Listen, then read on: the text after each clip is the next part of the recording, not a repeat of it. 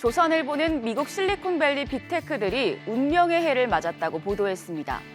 올해 빅테크들에 제기된 반독점 문제에 대한 결론이 나오기 시작합니다. 재판 결과에 따라 빅테크 기업들이 핵심 사업을 분할하거나 수익 모델을 바꿔야 할 수 있다는 전망도 나오는데요. 테크업계에서 주목하는 건 구글과 메타 그리고 애플의 반독점 이슈입니다. 구글의 경우 검색 시장을 독점했다는 재판이 진행 중이고 늦어도 올 연말 판결이 나올 전망입니다. 여기에 더해 온라인 광고 시장 독점에 대한 재판도 이르면 올 3월 공판 날짜가 잡힙니다. 메타에 관한 반독점 사건도 올해 법정 싸움이 재개될 전망입니다. 미국 연방거래위원회는 메타가 인스타그램과 왓츠앱 등을 하면서 소셜미디어 독점을 이뤘다며 소송을 진행 중입니다. 한편 애플은 장악하고 있던 앱 장터 사업이 변화가 이뤄집니다. 유럽과 일본에서 자사 앱 장터인 앱스토어를 거치지 않더라도 이용자가 아이폰용 앱을 다운받을 수 있도록 해야 할 전망입니다. 다음으로 한국경제신문은 파이낸셜 타임스를 인용해 올해 미국에서 150조 원이 넘는 상업용 부동산 담보대출 만기가 도래한다고 보도했습니다. 파이낸셜 타임스는 현지 시간 1일 모기지 은행협회 통계를 인용해 올해 미국의 오피스 빌딩 소유주들이 갚거나 차환해야 할 상업 저당 대출 규모가 1,170억 달러, 약 151조 원에 이른다고 전했습니다. 이들 대출의 약 3분의 2는 은행이 보유하고 있어서 지역은행을 중심으로 부실 대출 위험이 급격히 커질 수 있다는 우려가 나옵니다. 게다가 건물 가치가 하락하면서 소유주들은 수십억 달러의 손실을 본 가능성이 커졌습니다.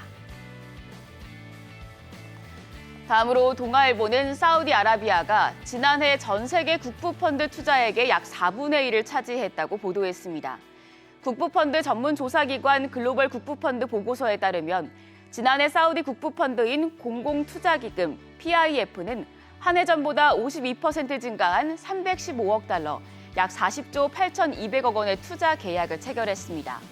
PIF는 특히 축구와 골프, 게임 등 스포츠 분야에서 공격적인 투자를 단행했습니다. 이 같은 움직임이 두 반대파 탄압 논란이 적지 않은 실권자 무함마드 빈 살만 왕세자의 이미지 세탁용이라는 비판도 나옵니다.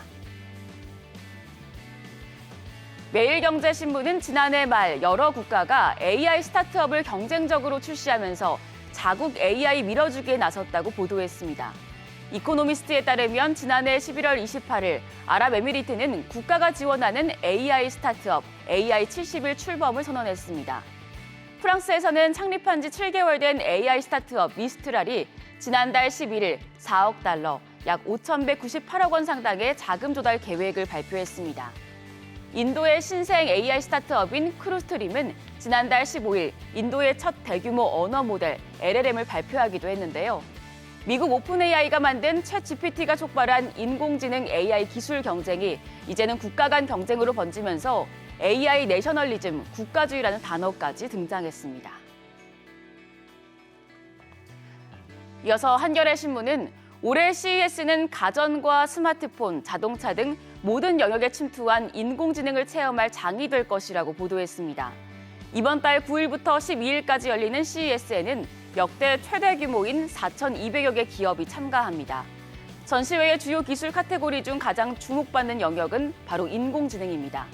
삼성전자와 LG전자 등 주요 기업을 비롯해서 구글과 엔비디아, 퀄컴 등 빅테크 기업들도 인공지능 신제품과 기술 공개를 예고했습니다. 삼성전자는 장애물을 인지해 청소하는 로봇 청소기 등을 공개하고 LG전자는 로봇 스스로 이동해서 사용자와 교감하는 인공지능 반려가전을 선보입니다. 글로벌 빅테크 중에서는 마이크로소프트가 클라우드 서비스인 애저와 챗 GPT를 활용한 차량용 인공지능 비서를 공개하고 글로벌 수요 둔화로 어려움을 겪던 레노버와 HP, 델, 그리고 에이수스 등도 차세대 인공지능 PC를 전시할 예정입니다. 마지막으로 조선일보는 정부의 금융투자소득세 백지화 방침을 분석 보도했습니다. 금융투자소득세는 국내 주식 투자로 얻는 시세 차익에 대해 2025년부터 매기기로 했던 세금입니다. 새로운 세금 도입에 반대하는 개인들의 목소리가 높아지자 윤석열 대통령이 폐지 추진 방침을 밝혔습니다.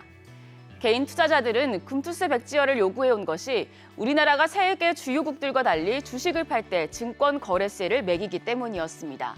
미국과 일본은 증권 거래세가 없습니다. 또 대주주 양도세율의 경우도 우리나라는 20.25%로 미국과 영국, 일본에 비해서 높습니다. 다른 나라보다 높은 주식 관련 세금에 금융투자 소득세까지 더해지면 증시 자금이 이탈할 것이란 우려가 큰데요. 만약 백지화가 확정될 경우 투자 심리가 개선되고 주가가 올라서 소비 증가로 이어지는 선순환 효과가 기대됩니다. 다만 국가 재정에는 부담으로 작용할 전망입니다. 야당이 반대할 경우 국회에서 법 개정이 막힐 수도 있겠습니다. 지금까지 조간 브리핑이었습니다.